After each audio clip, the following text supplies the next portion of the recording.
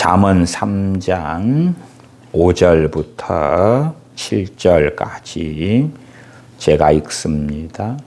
너는 마음을 다하여 여호와를 의뢰하고 네 명철을 의지하지 말라. 너는 범사에 그를 인정하라. 그리하면 네 길을 지도하시리라. 스스로 지혜롭게 여기지 말지어다.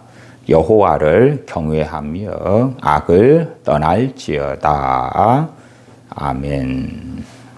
생활의 때가 있고 직장 생활의 때가 있고 어린 시절의 때가 있고 청년의 때가 있고 장년의 때가 있고 노년의 때가 있는 것처럼 하나님의 말씀도 우리의 신앙의 때마다 때로는 낙심했을 때, 때로는 성령 충만했을 때, 은혜 가운데 있을 때에, 메말랐을 때에, 처음 사랑을 잃어버렸을 때에, 게으르고 나태할 때에, 하나님 앞에서 은혜 속에 살아갈 때에, 하나님의 말씀의 어느 것이 우리의 때에 맞는 꼴인지, 양식인지는 매우 달라지게 되겠지요. 그래서 마치 로마 가톨릭의 신비주의처럼 말씀을 떠난 어떤 신비를 구하는 것은 무서운 함정이 되고 저주가 되어지지요. 로마 가톨릭에는 관상기도라는 게 있어요. 관상. 그러나 하나님의 말씀에서 묵상이 나오는 거죠. 하나님의 말씀에 근거를 두고 묵상하고 기도하는 거예요. 막연하게 뭔가를 바라보는 것이 하나님의 말씀에 맞는 게 아니라, 그래서 로마 가톨릭 헬린 나우엔이나 토마스 머튼이나 이런 이들의 영향을 받은 사람들은 구체적인 기도 제목이 없어요. 그러나 우리는 알지 않습니까? 느헤미야나 학사 에스라나 다니엘 선지자나 사도 바울이나 무엇보다도 주님께서 친히 기도를 가르쳐 주신 것, 시편에 또한 무수한 기도들을 볼 때에 하나님께 나아갈 때는 구체적인 기도의 내용이 있어야 한다는 것을 알지요. 또한 기도는 어디에서 나와야 됩니까? 하나님의 말씀에서 나와야 돼요. 물론 우리는 우리의 삶에서 필요한 것, 부족한 것, 해결되지 않는 것들을 가지고 많이 기도합니다만은, 그러나 유감스럽게도 그것들 가운데 많은 것들이 응답되지 않지요. 왜 주님께서는 너희는 먼저 그의 나라와 그의 의를 구하라. 그의 나라, 하나님께서 다스리시는 것, 이끄시는 것, 통치하시는 것, 그것을 원하고 갈망하고 추구하라. 하나님의 의, 하나님께서 기뻐하시는 뜻을 원하고 갈망하고 추구하라. 그러려면 우리의 기도 생활에 있어서라면 하나님의 말씀에서 기도가 나와야 되는 거예요. 하나님의 말씀에서. 우리의 삶에서 기도가 나오면 안 된다는 이야기가 아닙니다. 우리의 삶에서 우리는 때때로 아픕니다. 병듭니다. 어떠한 문제를 만나서 고통스럽습니다. 대인관계에서 어려움이 생깁니다. 많은 사건, 사고, 문제가 있습니다. 그러나 그것들 가운데 하나님께서 우리와 함께 하심을 누리려면, 또한 그러한 것들을 가지고 하나님께 나아갈 때에 하나님의 들으심, 응답의 역사, 은혜의 역사들을 보려면 우리의 마음이 어디에 있어야 하는가 할 때에 하나님의 말씀에서 기도가 나오는 거예요. 하나님의 말씀에서 기도가 나오는 거예요.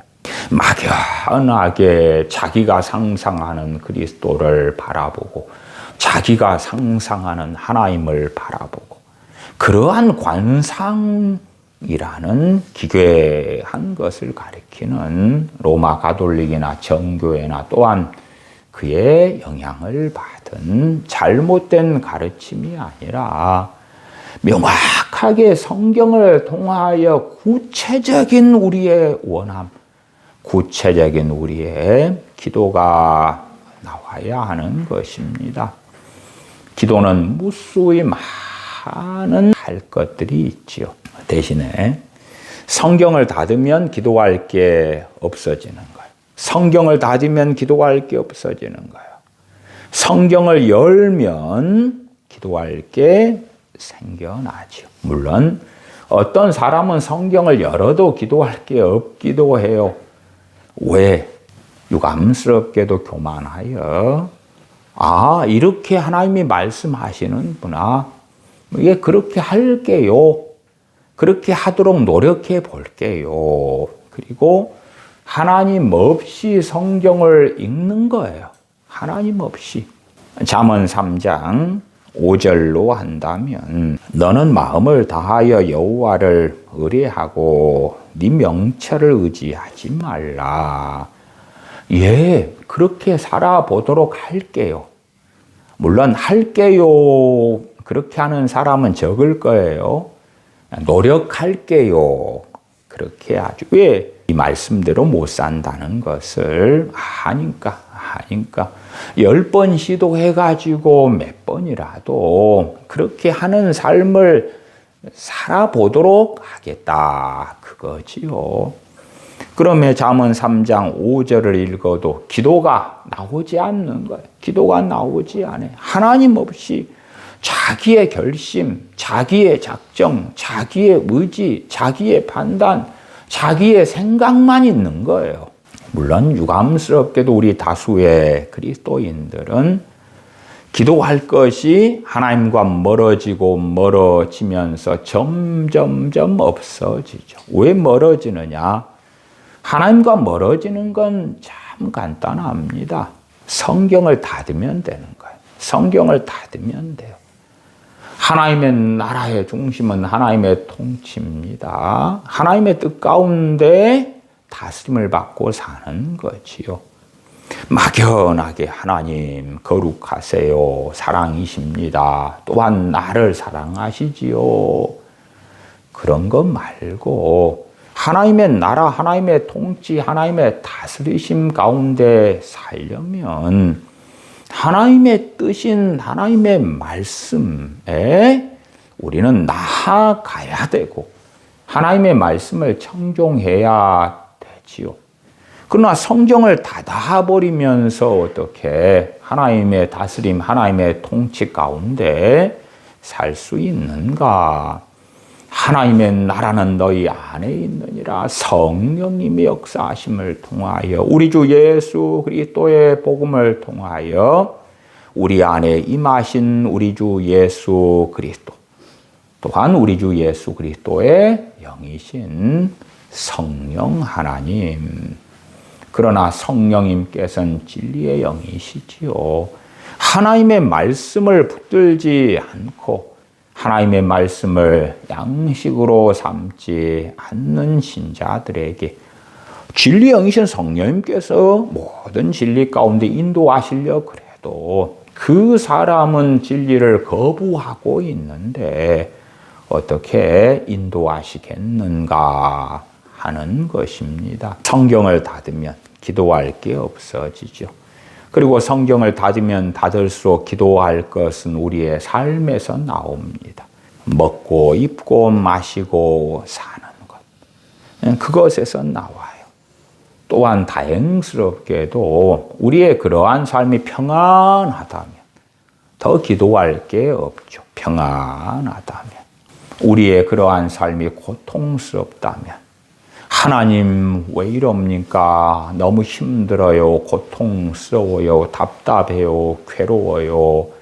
나는 왜 이리 힘들단 말입니까? 모든 것이 나를 고통스럽게 해요. 내 부모, 형제도, 남편, 아내도, 자녀들도, 직장의 동료들도 다 나를 힘들게 하는데 내 가족들이 다 성인들처럼 천사들처럼 좋은 사람들, 아름다운 사람들, 그러한 사람들로 만들어 주시든지 그러한 사람들로 채워 주시든지 내가 살아가는 삶의 자리에 너무 좋은 사람들로 그득하게 해 주시면 내가 평안할 거 아닙니까? 재정적으로 넉넉하게 채워 주시면 내가 행복할 거 아닙니까? 그러한 가운데서 탄식하고 염려하고 슬퍼하고 좌절하고 낙심하는 가운데 기도하죠. 그리고 어떤 사람은 그러한 기도를 수십 년 동안 합니다. 수십 년 동안 해요. 성경에서 기도가 나오지 않는 거예요. 사실은 꽤 어려운 기도 가운데 하나가 우리는 에베소서에서 빌립보서 골로새서에서 사도 바울이 에베소 교회, 빌립보 교회, 골로새 교회를 위하여 하는 기도들에서 발견할 수 있어요. 제가 꽤 어렵다 그렇게 말씀드리는 것은 사도 바울은 초대교회 때 핍박이 있었던 때, 또한 너무나 가난했던 때, 너무나 힘들었던 때, 고통스럽고 힘들었을 때, 또한 직장도 제대로 없을 때 여자들은 무슨 직장을 구할 수나 있었겠는가? 그때가 지금으로부터 2000년 전의 세상이니까 그렇지요. 그러한 때의 에베소 교회, 빌립보 교회, 골로새 교회 교우들을 위하여 사도 바울은 성령님의 감동으로 기도한다 그 말이에요. 그러면 먹고 입고 마시고 살아갈 것을 위하여 기도해 줄 것이 너무 많을 것 같다 그 말이에요. 근데 사도 바울은 전혀 다른 것들을 위하여 기도하고 있는 거예요. 왜 어려운가 할 때에 사도 바울이 위하여 기도한 내용들과 우리 대부분의 마음이 다르니까, 원하는 것이 아니니까 어렵다 그 말이에요. 사도 바울이 성령의 감동으로 위하여 기도한 내용들을 낱낱이 이렇게 분해를 하다 보면 당연하게 성경에서 중요한 핵심적인 것, 핵심적으로 우리가 원하고 갈망하고 구해야 할 것들을 이야기하고 있는 거지요. 그래서 실상은 성경을 열어서 하나님의 말씀에서 기도하는 사람들, 조지 뮬러 목사님의 5만 번 기도응답 받은 비결, 그러한 것들을 인본적으로 자기 마음대로 해석해가지고 조지 뮬러 목사님이 그렇게 응답을 하나님께 잘 받은 이유는 하나님의 약속을 붙들고 기도했기 때문이다. 그리고 그 약속은 무슨 약속이냐? 기도하면 응답해 주신다는 약속이다. 그래서 믿음의 기도를 했고 응답 받았다. 그러한 기괴한 설교들이나 주장들을 많이 접했습니다.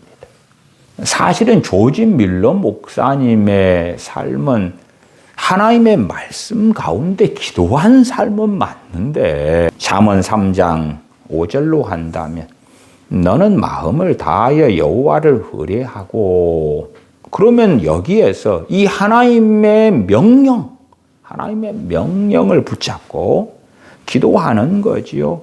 마음을 다하여 여호와를 의뢰하도록 은혜를 달라고. 무엇보다도 이 말씀 앞에 섰을 때에 그렇게 하지 않고 살아왔을 거 아니냐 그 말이에요. 우리 대부분이. 그러면 먼저 할 수밖에 없는 건 뭐지요? 회개하는 것이지요. 깨끗하게 살아라 했는데 우리는 거짓골을 하고 있어요. 그럼 거짓골을 한 상태에서 이제 더 이상 더럽히지 않을게요 하는 것은 깨끗한 게 아니죠. 깨끗하려면 먼저 거짓골을 씻어야 되죠. 옷도 씻고 몸도 씻고 깨끗하게 하고 손 발톱도 자르고 머리도 단정하게 하고 회개할 때에 주님의 피가 우리를 깨끗하게 하는 것이에요. 문제는 하나님의 말씀을 접하고 회개하지 않는 거예요. 회개하지 않는 거예요. 회개하지 않는 거예요. 그냥 읽고 지나가는 거예요. 하나님의 말씀은 조금 읽다 보면 회개할 수밖에 없는 거예요. 회개할 수밖에 없어요. 1980년대부터 한국 교회에 큐티 경건의 시간, 제자 훈련, 성경 공부 그런 것들이 굉장히 유행했지요. 큐티 같은 경우도 그냥 그 어떤 정해진 본문을 가지고 읽고 묵상하고 하면서 하나님은 어떤 분이신가? 하나님께서 이 본문을 통하여 나에게 주시는 약속은 무엇인가? 그런 다음에 간략한 기도. 그러한 방식들이 마치 진리처럼 당시 80년대 청년들의 마음을 사로잡고 그들이 지금은 장년이 되고 노년이 되었단 말이에요. 그런 방식으로 성경 말씀 앞에 서서 살아가는 거예요. 그 방식이 진리처럼 견고한 진을 쳐가지고 하나님의 말씀을 읽는 것, 하나님 말씀 앞에 서는 것을 완전히 어그러뜨려 버리는 거예요. 그래서 저는 그러한 방식의 큐티의 문제점에 대하여 오래전부터 계속 반복적으로 말씀을 드렸어요. 독보를 본다거나 어느 지파가 몇 명, 어느 지파가 몇 명 출애굽한 다음에 지파대로 군사의 수를 계수하니까 몇 명. 그러한 것은 우리가 기도할 것도 없고 회개할 것도 없고 묵상할 것도 별로 없지요. 역사적인 사실이니까. 그러나 잠언 같은 이러한 말씀, 신약 성경의 무수한 말씀들 앞에 우리가 설 때는 어찌 한 절 읽고 회개하지 않을 수가 있겠는가? 하나님의 은혜와 도우심을 구하지 않을 수가 있겠는가? 나아가서는 그 말씀을 읽은 다음에 과연 이 말씀대로 살기 위하여 하나님의 은혜가 많이 필요한가? 적게 필요한가? 적게 필요한가? 많이 필요한가?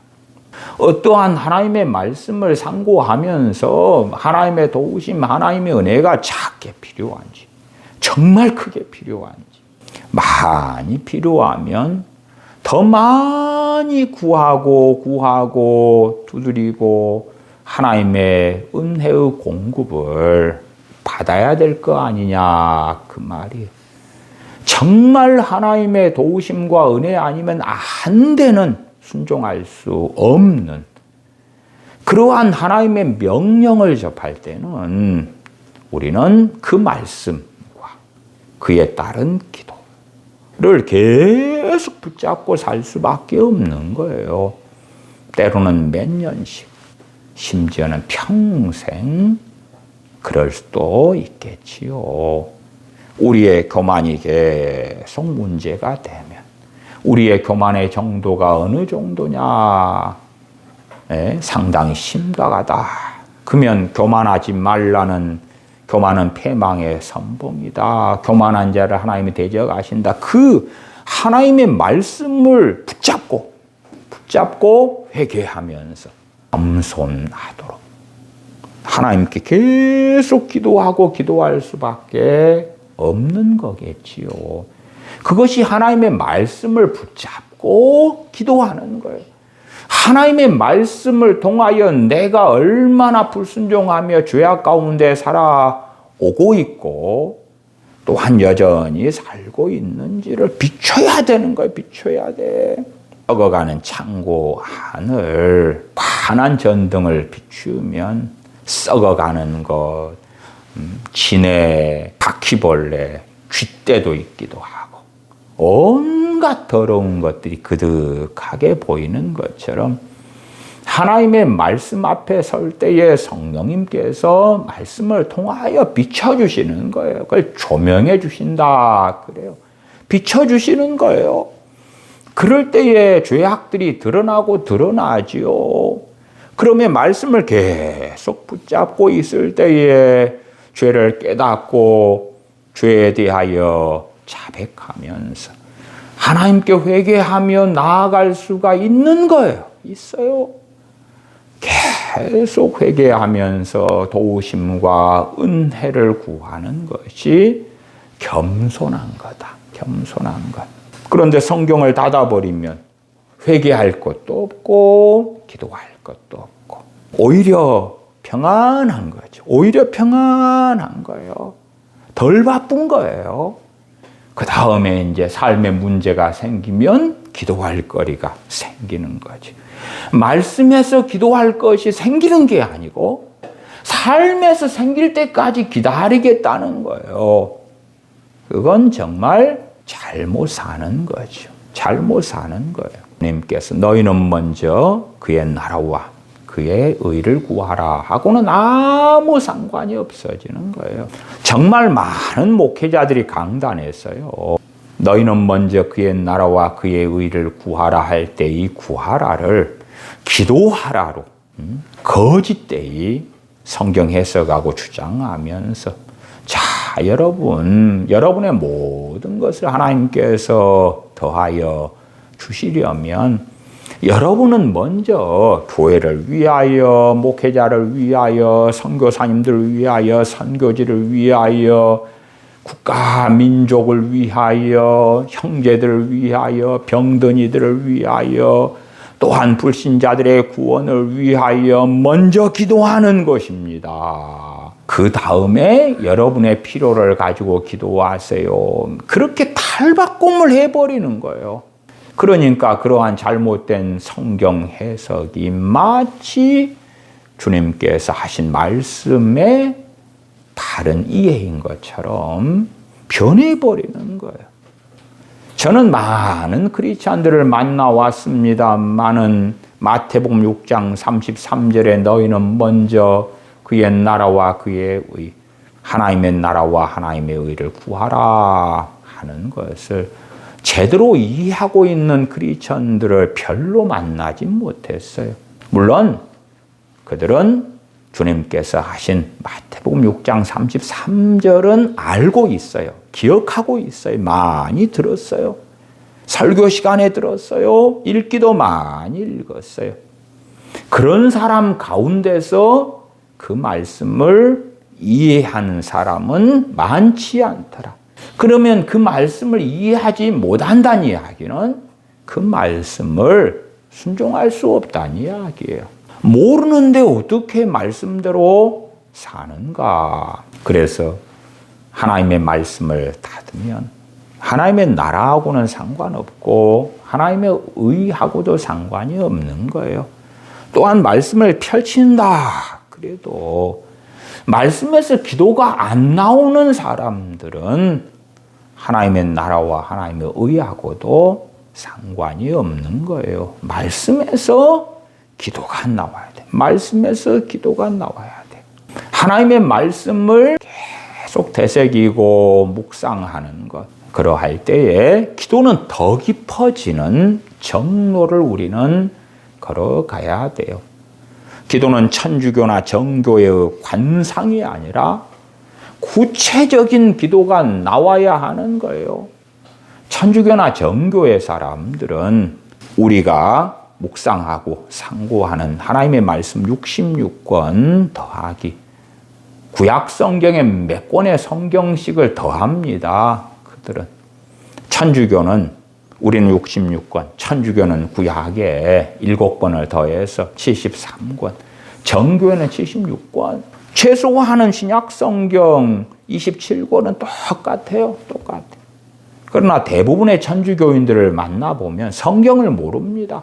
신부도 모릅니다. 그렇게 말씀을 떠난 신앙이 되면 어리석어질 수밖에 없는 거지요.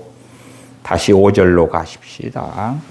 너는 마음을 다하여 여호와를 의뢰하고 네 명철을 의지하지 말라.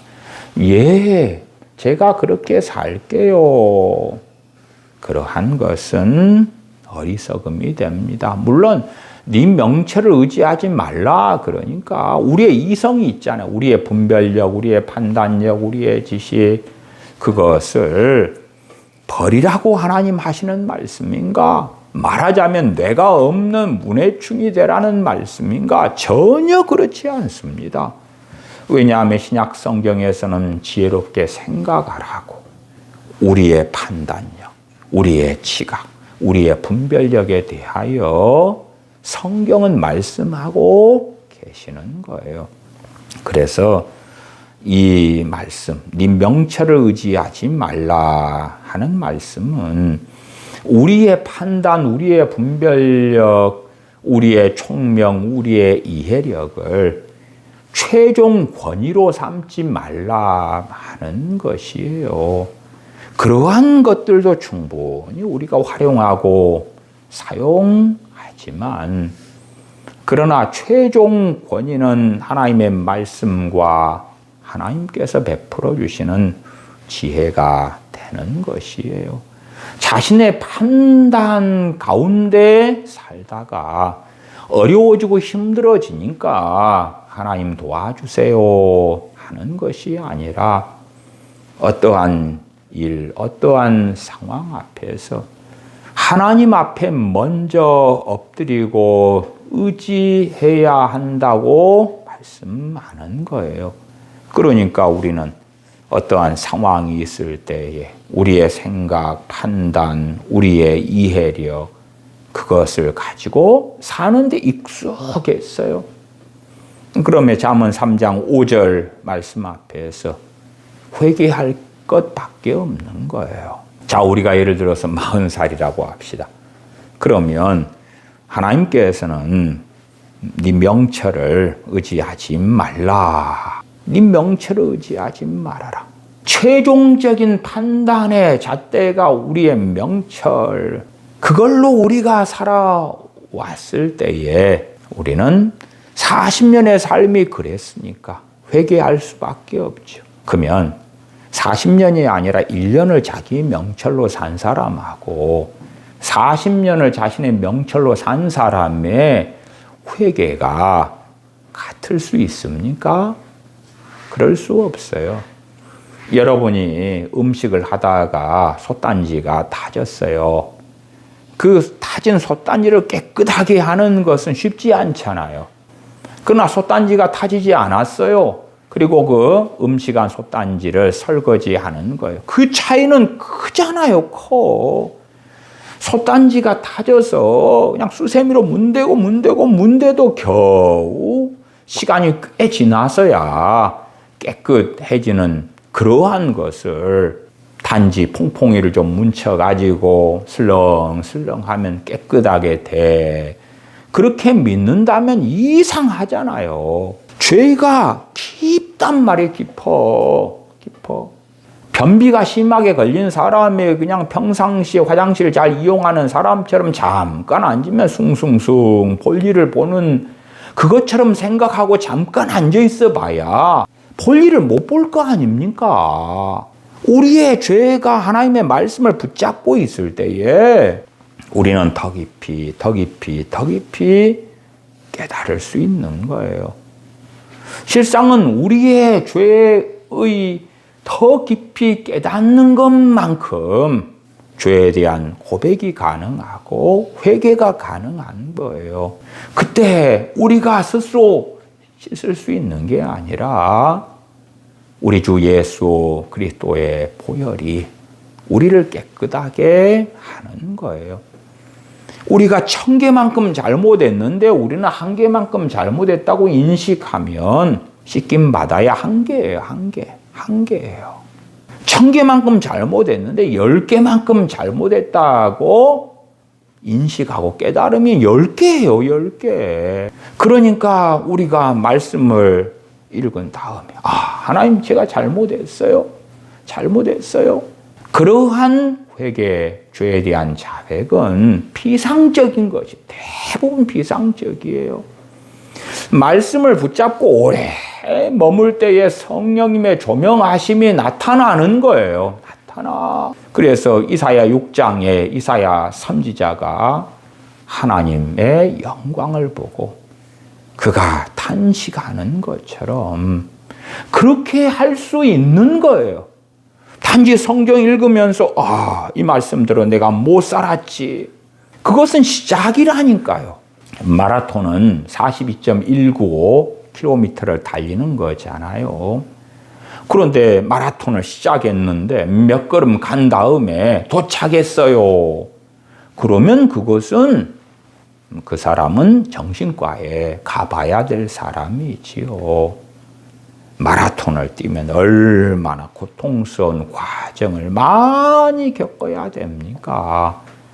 그것처럼 우리가 이 말씀대로 살지 않았다 그러면은 얼마만큼 살지 않은 것입니까? 평생인 거예요, 평생.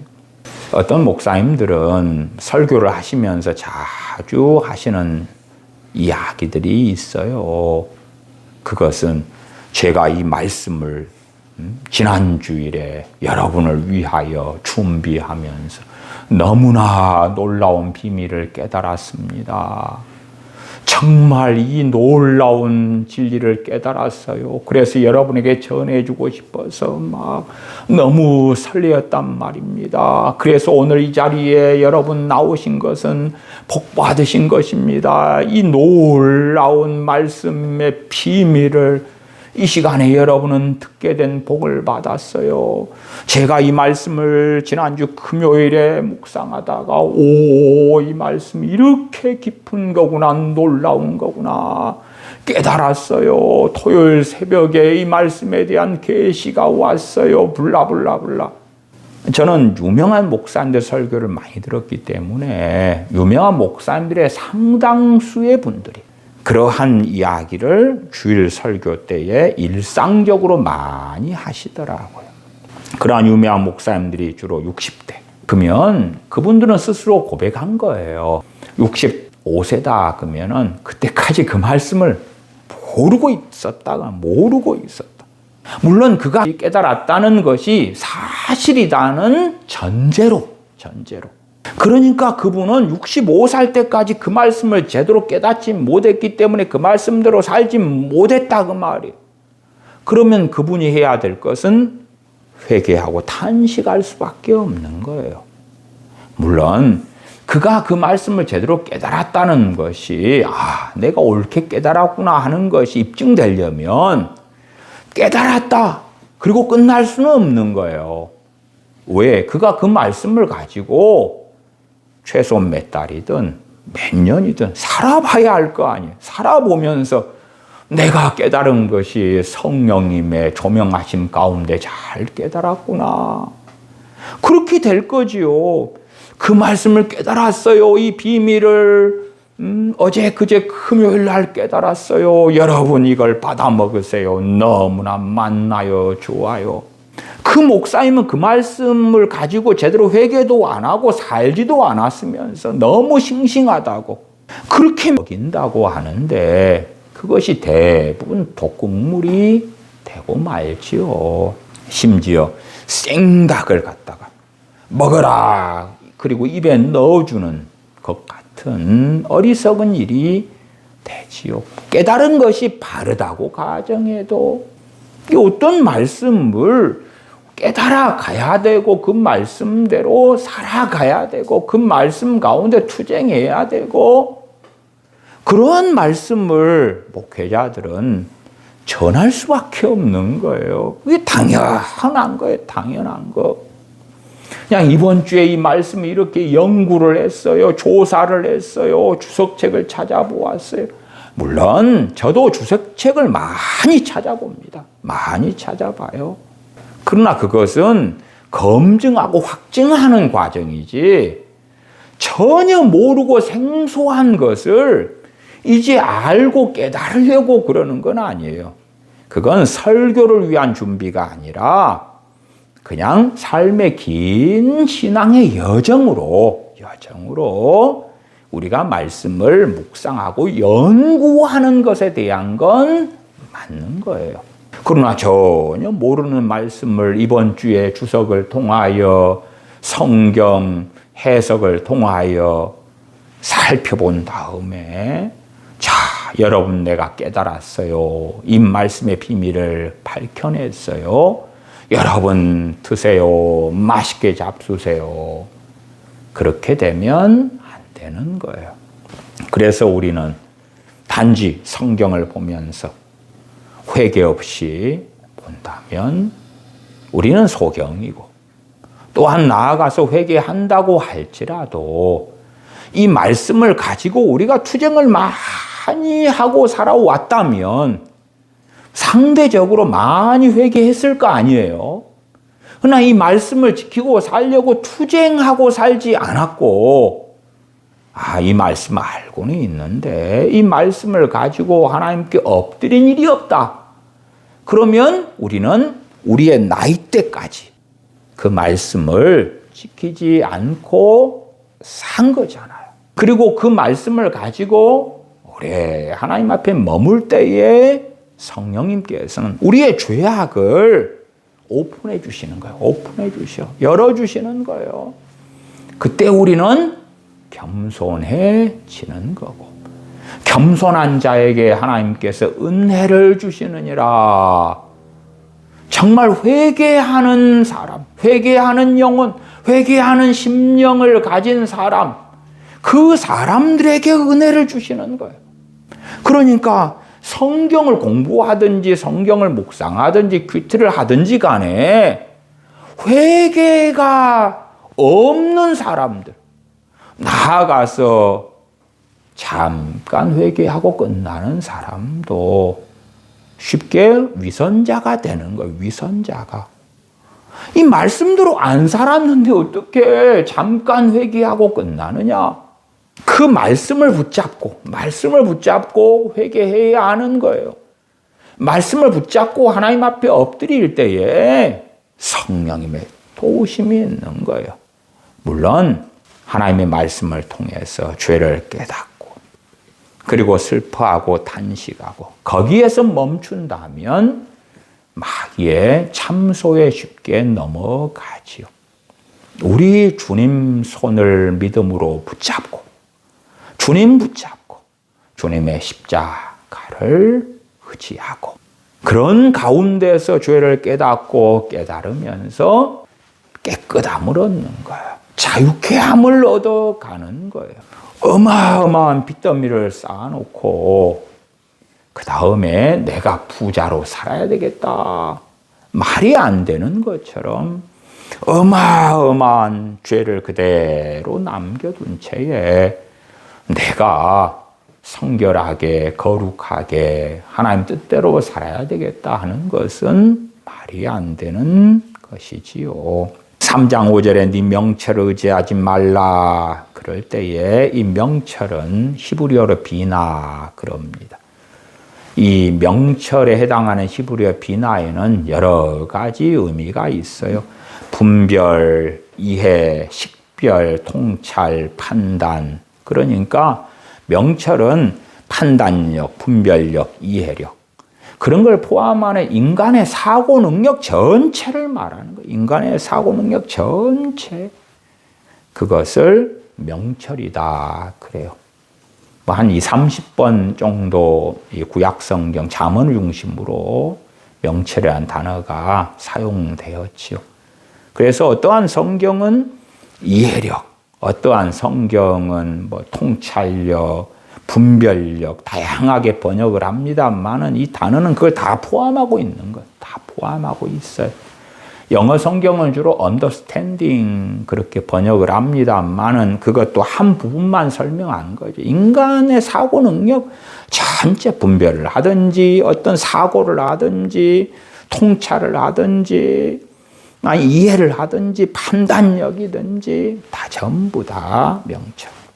우리의 명철을 버리란 이야기가 아니고 어떠한 상황과 일 가운데 하나님을 먼저 의지하고 인정하고 나아가서 최종 판단을 하나님의 뜻에 맡기고 무엇보다 그 근거는 하나님의 말씀이 되어야 하지요.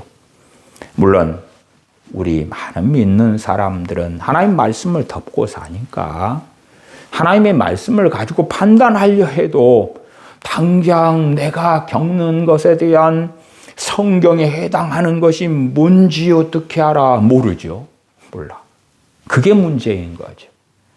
우리의 현재의 삶에 대응하는 성경이 어디 있어? 그렇게 쉽게 드러나고 밝혀지지 않지요. 학생들이 유치원, 초등학교, 중학교, 고등학교, 그 다음에 대한민국으로 한다면 수능을 본다고 합시다. 그러면 수능 시험 문제집만 본 다음에 답이 뭐야, 답이? 1번은 몇 번이 답이야? 뭐 그러고 있다면 이상하잖아요.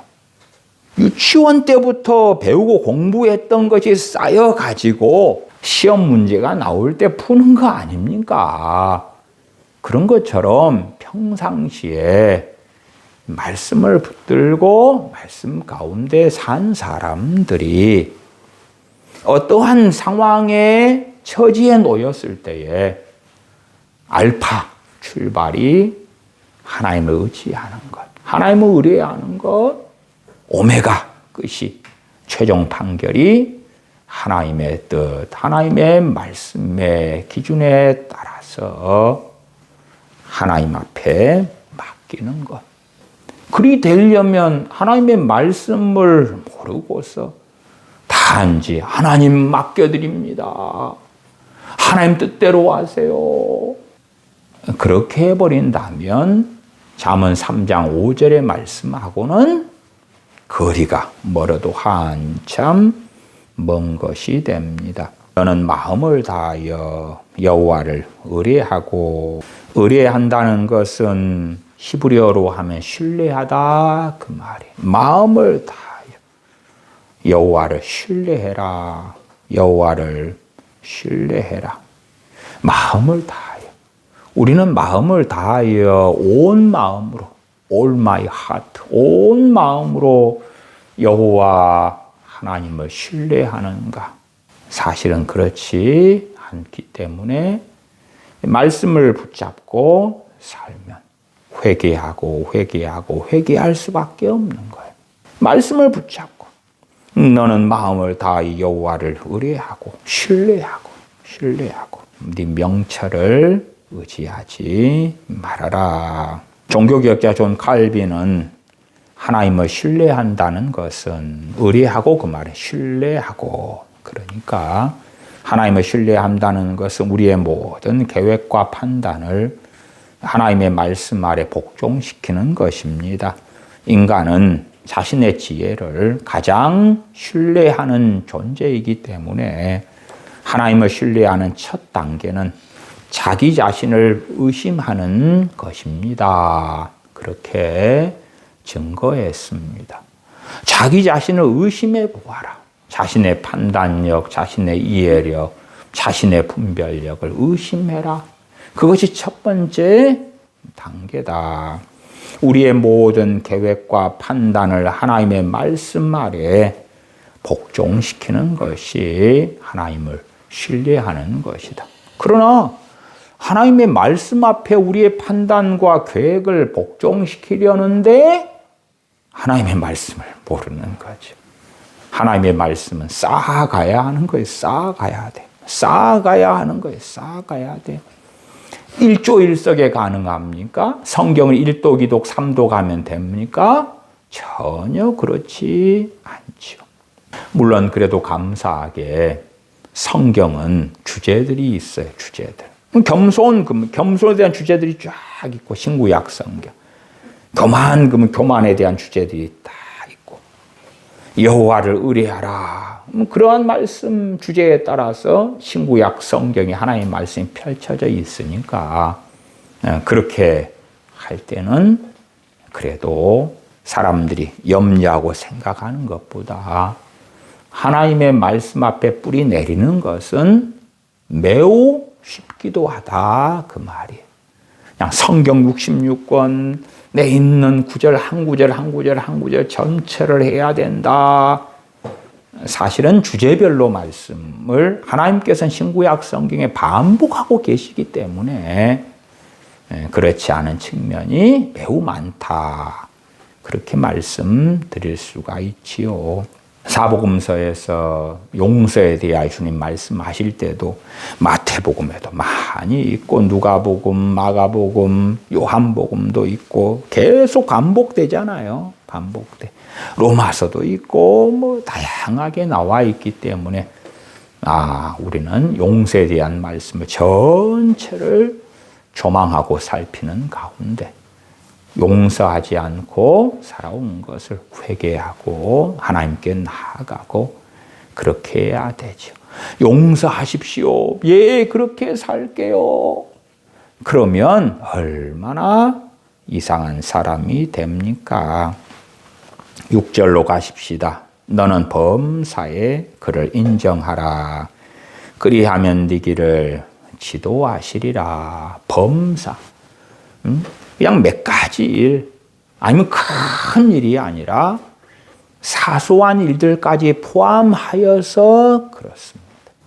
로마 가톨릭이나 정교회 같은 경우는 이것은 거룩한 일, 이쪽 일은 세상 일, 이건 영적인 것, 이건 세상적인 것, 그렇게 분류를 하였습니다만, 그래서 신부나 수녀들은 이 세상적인 것은 결혼하여 가정을 꾸리는 것이니까 신부 수녀들은 결혼하지 않고 그 세상에 발을 디디면 안 돼. 그런 식으로 성경을 왜곡해가지고 어리석어졌지요. 그러나 범사의 그 말은 우리의 모든 일이란 말이에요. 모든 일에 그를 인정하라. 여호와 하나님을 인정하라 말씀하세요. 인정하라 그 말은 히브리어로는 야다 그 말이 야다. 야다는 알다 그 말이니까 너는 범사의 여호와를 알아라. 물론 야다 안에는 인정하다라는 의미도 포함되어 있어서 개역 성경에서는 인정하라 이렇게 번역이 되었어요. 히브리어 야다라는 단어는 구약 성경만 해도 940번 이상 사용된 것이에요. 아담이 하와를 알았다.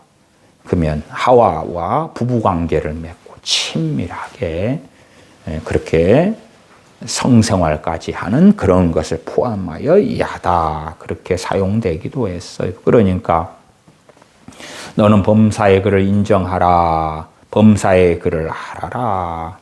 그런 것은 단순하게 지식이나 정보에 대하여 아는 것이 아니라 경험적으로 하나님을 알고 하나님과 관계를 맺고 하나님과 친밀히 살아가는 것을 이야기해요. 모든 상황, 모든 일 가운데 하나님을 인정하고 하나님을 찾고 하나님과 관계를 맺고 하나님을 찾고 하나님을 구하고 그래라고 말씀하고 계시죠.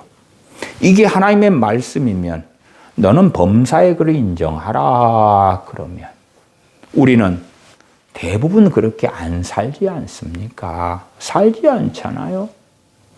이 말씀대로 사는 것 이전에 이 말씀대로 살지 않은 것은 어떻게 하냐 그 말이. 회개하고 회개할 때에 내가 내 명철을 가지고 쭉 살다가 내 명철로 내 이해력, 판단력, 내 지성 그런 걸로 해결되지 않을 때에 하나님 어떻게 합니까? 아니면 뭐 어찌됐든지 간에 내 판단력 생각으로 막 해요. 그냥 밀고 나가요. 그리고 꼬이니까 하나님 왜 저는 형통하지 못합니까? 왜 어렵습니까? 왜 힘듭니까? 하나님 도와주세요. 그렇게 할 때가 많지요. 우리가 음식을 하다가 제대로 된 조리법이 아니라 그냥 태워버렸어. 그 다음에 아이고 하나님 어떻게 합니까? 원상복귀 시켜주세요. 그러면 안 되겠지요. 그런 것을 우리의 명철로 비비 꽈가지고 엉망으로 만든 다음에 하나님 어찌합니까? 그것이 우리들의 대부분의 삶에서 벌어지는 일이에요. 하나님께서는 너는 범사의 그를 인정하라. 뭐 언제가 그렇게 해야 됩니까? 모든 상황, 모든 일 가운데 먼저지요. 먼저지요. 그것이 너희는 먼저 하나님의 나라와 하나님의 의를 구하라 하는 말씀과 그대로 직결되는 말씀이 되는 거예요. 데살로니가전서 5장 16, 17, 18절이 항상 기뻐하라. 쉬지 말고 기도하라. 쉬지 말고도 왜 그렇습니까? 범사를 포함하니까. 범사에 감사하라. 항상이면 기쁠 때, 슬플 때, 사소한 일, 큰 일, 전부 다. 범사도 전부 다. 쉬지 말고도 모든 상황과 일들마다 그렇게 되는 거예요. 그러나 우리는 사소한 일은 저리 던져놓고 큰 일 가운데 그것도 내 명철로 하다가 내 명철이, 내 이해력이, 내 총명이, 내 판단력이, 내 지능이 막힐 때 물론 막힐 때도 하나님을 구하지 않는 사람도 많고 그냥 저지르는 거예요. 저질러. 그 다음에 꼬일 때 너무 괴로울 때 그때나 이제 잠깐 그럴 때가 많지. 그러니까 죄는 계속 쌓여가는 거예요. 쌓여가. 죄가 하나님과 너희 사이를 내었고 쌓여가는데도 알지를 못하는 거지요. 너는 범사의 그를 인정하라. 그리하면 네 길을 지도하시리라. 종교学자 존 칼빈은 모든 계획에서 하나님을 먼저 바라보라는 것이 범사의 그를 인정하라는 뜻이다. 하나님 없이 세운 계획은 결국 헛되고 맙니다. 증거했습니다. 요한 웨슬리는 하나님의 뜻을 구하지 않고 시작하는 일은 하나님을 인정하는 삶이 아닙니다. 매튜 헨리는 범사란 큰 일만이 아니라 작은 일까지도 포함하는 것입니다. 찰스 스펄전은 예배 시간만 하나님을 인정하는 것이 아니라 시장터에서도 하나님을 인정해야 합니다. 마틴 로이드 존스는 그리스도인의 삶에는 신앙의 영역과 세속의 영역으로 나누어져 있지 않습니다. 모든 삶이 하나님 앞에서 드려지는 삶이 되어야 됩니다. 그것이 범사에 하나님을 인정하는 것이 됩니다고 증거했습니다. 너는 범사의 그를 인정하라. 그리하면 네 길을 지도하시리라. 왜 우리의 길, 우리의 삶의 자리에서 하나님의 지도하심을 받지 못하는가? 그렇다면 우리는 범사의 그를 인정하지 않기 때문이지요. 또한 우리의 명철을 의지하고 살기 때문이고 7절로 한다면 스스로 지혜롭게 여기지 말지어다 했는데 스스로 지혜롭게 여기고 살기 때문에 그러합니다. 우리는 단지 어떠한 일이 있으면 그것을 단지 그 일만으로 생각하는 거예요. 그 일 가운데 하나님과 동행하는 것, 하나님을 영화롭게 하는 것, 하나님을 기쁘시게 하는 것과 그 일은 상관없다고 생각하는 거예요. 상관없다고. 이건 먹고 마시는 일이에요.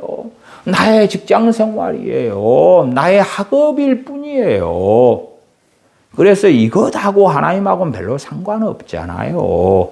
내 예배, 내 찬양, 내 봉사, 내 섬김 뭐 그런 것들이 하나님과 상관이 있는 거 아니에요? 전도하는 거. 그러지 내가 시장통에 가서 장을 보는 것, 음식을 하는 것, 직장에서 내게 맡겨진 일을 하는 것, 그것은 하나님과 상관이 없잖아요. 그건 세속적인 영역 아니에요.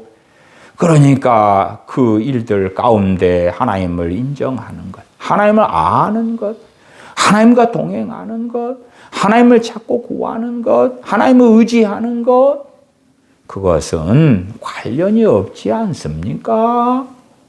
그런 가운데 우리는 살고 살다가 비비 꼬이고 힘들고 괴로울 때는 하나님 제 길을 지도해 주시기를 원합니다. 인도해 주시기를 원합니다. 형통케 해주세요. 열어주세요. 그럴 때들이 많지요. 그러나 3장 6절의 약속, 그리하면 네 길을 지도하시리라. 의 약속은 누구에게 해당되느냐 하면 너는 범사의 그를 인정하라. 이 말씀에 순종한 사람들에게 주어진 약속인 거예요. 우리는 그렇게 하지 않으면서 이 약속을 도움을 구하고 기도한 사람들이 받고 누리는 약속으로 변개시켜버리기를 좋아하죠. 그래서 많은 기도에 대한 가르침들이 너무 인본주의적이고 극단적이다. 그런 말씀을 많이 드렸어요. 하나님의 약속은 그 조건에 해당되는 사람들이 받는 거예요. 주님께서 구하라 그러면 얻을 것이요, 찾으라 그러면 찾을 것이요, 문을 두드리라 그러면 너희에게 열릴 것이니, 구하는 이마다 얻을 것이요, 찾는 이마다 찾을 것이요, 문을 두드리는 이에게 열릴 것이니라. 그 주님 하신 말씀은 아버지께로부터 온 말씀이에요. 나는 스스로 말하는 것이 아니라 아버지께서 주신 말씀을 한다고 말씀하셨어요. 그러면 아버지 하나님께서 한 입으로 두 말씀하십니까? 아니에요. 이러한 잠언의 말씀을 전제로 해가지고 구하라, 찾으라, 문을 두드리라 말씀하시는 거지. 주님께서 구하라, 찾으라, 문을 두드리라는 말씀을 통하여 잠언 오늘 본문 3장 6절이다면 이 말씀을 다 엎어뜨려 버리는 게 아니단 말이에요. 자, 너희들 구하잖아. 그러면 하나님의 약속에 해당이 없는 사람들도 구하기만 하면 다 받는 거야, 다 얻는 거야. 찾기만 해봐, 다 찾을 거야. 그래서 하나님의 말씀 필요 없어. 그래서 하나님의 말씀 가운데 기도에 대하여 잘못 가르치는 극단론으로 들어가는 사람들은요, 기도를 너무 강조하면서 성경에 있는 하나님의 약속의 말씀들, 명령의 말씀들을 멸시합니다. 왜? 기도 만능주의에 잡히니까. 기도만으로 다 해결하려고 할 테니까. 주님께서 산상순회하신 말씀들은요, 구약이 전제가 되는 것입니다. 전제가 돼요. 주님께서 기도에 대하여 약속하신 말씀들도 하나님의 말씀들, 또한 주님께서 계속 증거하신 말씀들이 전제가 되는 거예요. 그러지 그냥 기도에 대한 말씀만 빼내가지고 그것을 암송하고 애우면서 또한 그것을 가지고 무슨 응답받는 티켓인 양, 하나님 봐보세요, 하나님 약속했지 않습니까? 이 구절 이렇게 있잖아요. 왜 약속을 안 지켜요? 그래봐야 마귀만 틈타고 스스로 시험에 빠지고 미혹에 드는 것이에요. 하나님의 이 약속의 말씀이 어떻게 되어져 있는지, 그 가운데 구하고 찾고 문을 두드리는 것이에요. 6절도 너는 범사의 그를 인정하라 그리하면 네 길을 지도하시리라 해서 명확하게 여기에서 어떻게 기도가 빠질 수가 있습니까? 범사의 하나님이 인정하는 것에서 기도는 빠질 수가 없는 거예요. 하나님을 찾는 거 빠질 수가 없는 거예요. 빠질 수가 없어요. 그럴 때에 우리의 길을 하나님께서 인도해 주시는 거예요. 네 길을 지도하시리라. 이 약속은 지도하신다에 해당하는 히브리어가 야샤르인데 곧게 하다, 평탄하게 하다, 바르게 인도하다, 장애물을 제거하다 이런 의미를 가진 단어입니다. 그래서 그가 네 길을 곧게 하실 것이다. 그렇게 히브리어 성경으로 직역할 수가 있어요. 물론 곧게 하신다는 것이 누구 편입니까? 하나님 편입니다. 우리가 어떤 어려움을 만나서 하나님을 의지하고 찾았더니 성공이 바로 나타나고 문제 해결이 바로 나타나고 그런 것이 아니고 하나님의 모든 뜻. 가장 기본적으로는 우리의 거룩함, 우리의 겸손함, 우리의 온유함, 주님을 닮음, 성화되는 것, 하나님과 동행하는 것. 그러한 하나님의 계획과 하나님의 뜻 가운데서 길을 곧게 하신다는 거예요. 길을 바르게 하신다는 거예요. 우리가 고린도후서 12장에서 사도 바울이 사단의 사자 육체의 가시를 제거해 주시기를 주님께 3번이나 강구를 합니다. 그러나 그것에 응답하시는 것이 사도 바울의 길을 곧게 하시는 것이 아니었기 때문에 주님께서는 거절하십니다. 내 은혜가 네게 족하도다. 왜?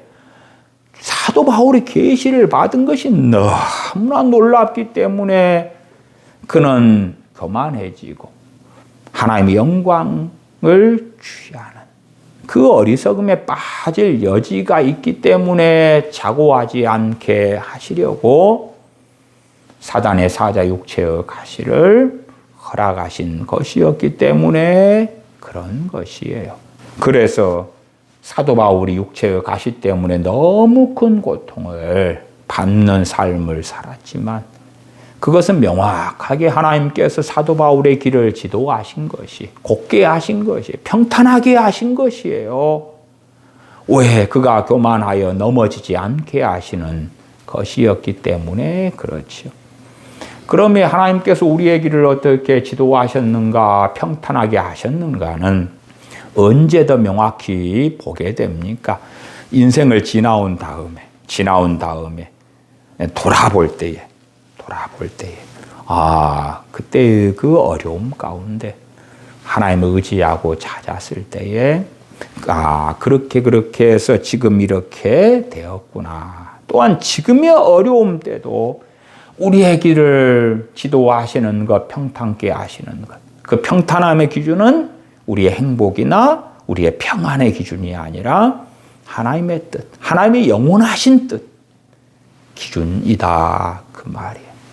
그래서 지금 현재 우리의 삶에 벌어지는 일들 가운데 하나님이 인정하더라도 우리의 길을 지도하시는 것을 지금은 제대로 알 수 없겠지요.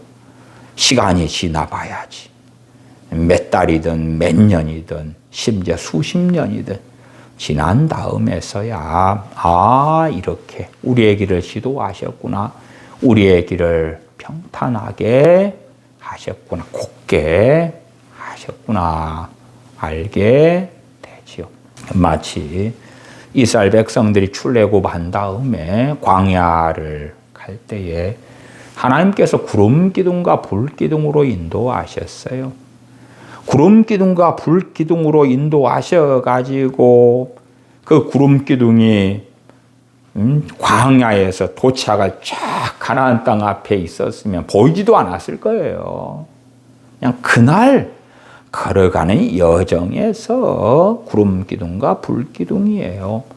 어떨 때는 물 없는 곳으로 이끌어 가시고 어떨 때는 그 자리에 오랫동안 머물러 있게 하시고 그렇게 당장은 알 수가 없는 거예요. 그 인도하심을 받는 것처럼 하나님을 의뢰할 때, 하나님을 신뢰할 때 그것도 범사에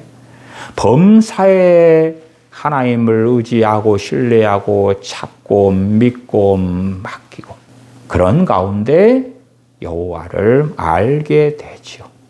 너는 범사에 그를 인정하라 할 때 인정하라가 알라. 어떤 남녀가 연애하고 결혼하고 아이를 낳고 살고 그런 것을 안다. 그런다. 안다. 그런 것처럼 우리의 삶의 자리에서 하나님을 아는 것, 하나님을 찾고 구하고 하나님을 믿음 가운데 하나님과의 관계 속에 거하고 그럴 때에 하나님께서 우리의 삶의 여정을 통하여 영광 받으시고 합력하여 선을 이루어 주시는 것들을 우리는 누리게 됩니다. 7절로 가십시다. 스스로 지혜롭게 여기지 말지어다. 5절 하반에 네 명철을 의지하지 말라와 함께 가지요. 물론 7절 말씀도 우리 각자가 다 달라요. 어떤 사람은 상당히 지혜로워요.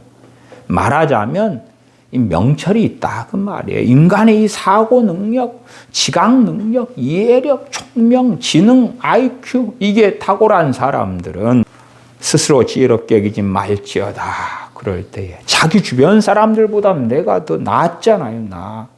부부도 남편 아내가 있을 때에 명백하게 누가 누구보다 더 낫습니다. 누가 누구보다 더 지혜로워요. 이 차이가 클 수도 있고 적을 수도 있어요. 저는 이 부부들 가운데요, 아내가 남편보다 더 지혜로운 사람들을 많이 봤습니다. 참 그런 경우도 부부 관계가 그렇게 평안하지는 않더라고요. 왜냐하면 남편이 하는 짓을 보면서 아내가 쉽게 판단하고 정죄하니까 찌찌찌 또 저 인간이 사고 쳤네. 그러니까 아내는 남편을 존경하라. 존경할 수가 없는 거예요. 어떤 목사님 사모님이 있었는데 그 목사님이 자꾸 사고를 많이 쳐요. 말도 이렇게 쉽게 흥분해서 하고 판단도 쉽게 내리고 사모님은 굉장히 지혜로워요. 근데 사모님이 주님 앞에서 은혜 속에 살지를 못하는 거예요. 왜냐하면 하루에도 수번이나 수십 번을 남편 목사님을 판단할 수밖에 없거든요. 그러니까 어떻게 존경을 하냐 그 말이. 하나님의 말씀은 남편이 존경받을 만하든 그렇지 않든지하고 상관이 없는 거예요. 그러니까 하나님 말씀은 그렇군요. 남편을 존경하도록 해볼게요. 그러면 안 된다 그랬잖아요. 왜 그렇게 안 살아온 걸 어떻게 자꾸 회개해야지. 회개는 안 하고 자기가 그렇게 살겠다고 노력해 볼게요가 어딨냐 그 말이에요. 잠언에 게으르지 말라 부지런하라. 게으른 자는 개미에게 가서 배우라. 그러면 아이고 게으르지 않을게 부지런하게 살아볼게요. 부지런하게 살고 있는 사람은 하나님의 은혜에 감사하면 되는 건데 부지런하게 살지 않는 게으른 사람들은 부지런하게 살아볼게요 해봐야 자기의 그 온갖 더러움은 어떻게 할 거냐 그러면 똥구덩이에서 살아온 그 게으름의 무수한 죄들은 어떻게 할 거냐 그 말이에요. 그러니까 부지런하게 살아볼게요 해도 그건 가능한 것이 아닌 거예요. 이미 회개하고 그 죄를 성령님께서 조명해 주시고 깨닫게 하시고 더 깊이 깨닫게 하시고 그러는 겸손 가운데 은혜가 임하기 시작하는 거예요.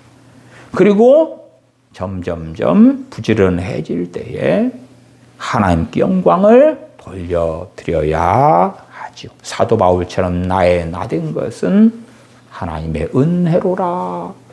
왜 사도 바울이 그렇게 많은 은혜를 받았는가 할 때에 그는 삶의 모든 영역에서 하나님 앞에 회개하며 엎드렸기 때문에 그런 것이에요. 그가 사도였기 때문에 그가 복음을 열심히 전했기 때문에 그가 많은 사람들을 구원하는 데 쓰임받았기 때문에 그가 많은 은사를 받았기 때문에 그런 게 아니에요.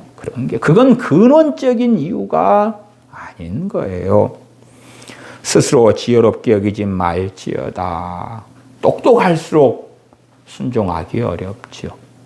물론 우리 대부분은 그냥 중간이죠, 중간. 중간에서 약간 위나 약간 아래나 그런 경우도 굉장히 많죠. 심지어 우리가 지능이나 IQ나 이해력이 많이 떨어진다고 합시다. 그런 사람들도요, 스스로 지혜롭게 여기고 살아갑니다. 이 하나님의 말씀의 기준은요, 내가 똑똑해, 내가 잘났어, 내가 지혜로워, 그렇게 하지 말라 그런 게 아니고 자기의 명철로 사는 삶을 사는 사람에 대하여 스스로 지혜롭게 여긴다 그렇게 말씀하고 있는 거예요. 이 잠언 3장 7절의 말씀도 읽으면서 사람들은 대부분이 부인합니다. 나는 스스로 똑똑하다고 생각하지 않아. 나는 천재가 아니야. 나는 수재가 아니야. 난 잘나지 못했어. 그렇기 때문에 스스로 지혜롭게 여기지 말지어다. 예, 아멘. 저는 그렇게 살고 있어요. 저는 못났으니까, 공부를 못했으니까, IQ가 높지 않으니까, 재능이 별로 없으니까, 지혜가 별로 없으니까, 예, 저는 그래요. 저는 별 볼 일 없어요. 부족해요. 추레해요. 못났어요. 그러니까 나는 최소한 3장 7절 상반절은 지키고 있는 거예요. 그런 사람들을 저는 매우 많이 보았습니다. 그러나 이것은 3장 5절과 이어지는 말씀이에요. 네 명철을 의지하지 말라. 자기 명철을 의지한 사람은 하나님 보실 때에 스스로 지혜롭게 여기고 사는 거죠. 사는 거예요. 다른 사람과 비교해서 내가 어쩌고 저쩌고 다 필요 없고 자기 명철, 자기 판단력이 최종 권위를 가지게 되는 사람들. 또한 어떤 상황, 어떠한 일 가운데 하나님을 의지하지 않고 시작하는 사람들. 하나님을 신뢰하고 알지 않는 사람들. 다 자기를 지혜롭게 여기는 사람들인 거예요. 7절 하반 여호와를 경외하며 악을 떠날지어다. 여호와를 경외하라. 이 말씀은 신구약 성경에 많습니다. 많아요. 자, 그러면 우리는 최소한 여호와를 경외하는 것에 대한 3장 5절, 6절, 7절 상반절까지의 말씀을 봐요. 그러니까 구체적으로 여호와를 경외하는 삶이 뭔가를 본단 말이에요. 봐. 기본적으로 3장 5절, 6절, 7절이 이 세 구절이 한 문맥이에요. 한 문맥. 거기에서 여호와를 경외하며 그러니까 사람들은 말씀의 문맥을 떠나서 여호와를 경외하며 그런 다음에 막연하게 생각해요.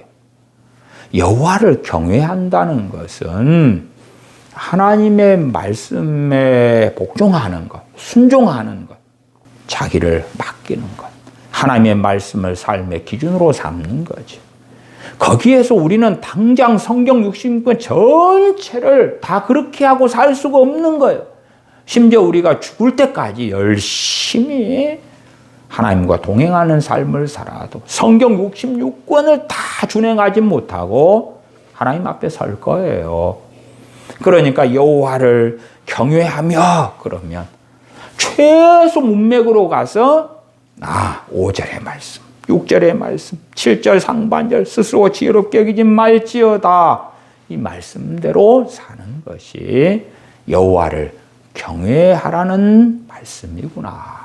악을 떠날지어다. 악도 막연하게 생각해가지고 도둑질하고 살인하고 간음하고 탐욕 부리고 우상 숭배하고 손금 보고 사주관상 보고 뭐 그런 것이니까 나는 그런 것만 안 하면 되지 하지만 성경에서 말씀하는 악은 뭐예요? 악을 떠나라.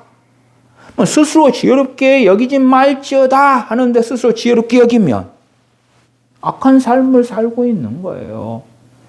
악은 이 죄된 본성을 이야기하는 거예요. 그것을 따라 사는 거예요. 하나님 말씀의 기준이 아니라 죄된 본성을 따라 사는 거예요. 네 명철을 의지하지 말라. 그러나 자기의 명철을 중심으로 살아가면 악을 떠나지 않는 거지요. 하나님의 말씀을 가지고 여호와를 경외하라 그렇게 나왔으면 그 말씀의 문맥에서 어떠한 말씀대로 사는 것이 여호와를 경외하는 것인가? 주를 두려워하라. 어떠한 문맥에서 이 말씀을 하셨는가? 구체적인 내용들을 전제로 하고 있으니까 우리는 성경을 상고할 때에 문맥에 따라 말씀을 상고해야 하지요. 그래서 우리의 삶 가운데 하나님의 말씀을 가지고 살아가야 되고, 말씀을 가지고 살 때에 죄를 자백하고 회개할 수밖에 없고, 죄를 깨달아 가다 보면 그 죄를 실토하고 고백하고, 회개는 메타노이아, 마음의 변화, 마음의 변화. 죄가 깊이 깨달아져야지 이제 마음의 변화가 시작되는 거예요. 시작돼. 마음의 변화, 다음에 회개에 합당한 열매. 이제 언어가 변하고 행동이 변하고, 사고, 생각, 가치관이 변하고, 그게 가능해져 가는 거죠. 회개는 마음의 변화인데 이 마음의 변화가 일조일석에 대부분 이루어지지 않아요. 성령님께서 죄를 깊이 깨닫게 해주실 때, 보여주실 때, 그러려면 하나님의 말씀을 우리가 붙잡아야 돼요. 그래서 말씀을 붙잡고, 말씀에서 회개하고, 죄에 대해서 자백하고, 그런 가운데 기도가 흘러나오고, 그리고 말씀대로 살도록 하나님의 은혜를 구하고, 그런 사람들이 이 말씀의 결론인 하나님과 동행하는 삶을 살게 되죠. 범사에 작은 일이든 큰 일이든 하나님을 찾고 구하는 사람들, 이건 세상 일이에요, 이건 신령한 일이에요가 아니라 사소한 일이든 어떠한 일이든 범사 모든 일에 대하여 말씀하고 계시는 거예요. 기도하겠습니다. 아버지 하나님, 저희가 하나님의 말씀을 받으면 회개할 것도, 또한 하나님을 의지할 것도, 기도할 것도 사라지고야 합니다. 무엇보다도 우리가 하나님의 말씀을 닫아 버릴 때에 우리는 먹고 입고 마시고 사는 삶에 온 마음을 쏟아서 거기에서 나오는 기도들로 우리의 기도를 채우고야 말아서 하나님의 나라와 하나님의 의를 구하는 것이 무엇인지 알지 못하는 소경들이 되고 맙니다.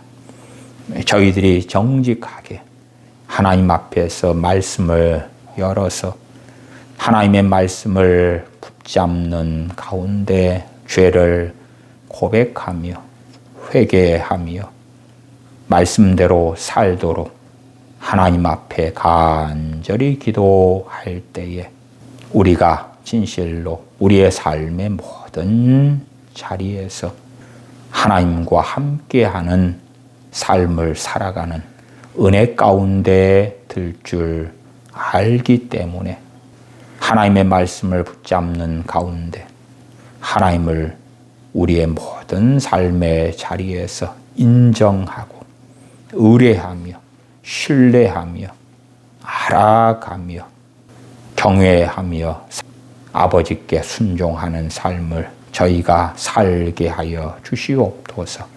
우리 주 예수님의 이름으로 기도하옵나이다. 아멘. 기도하겠습니다.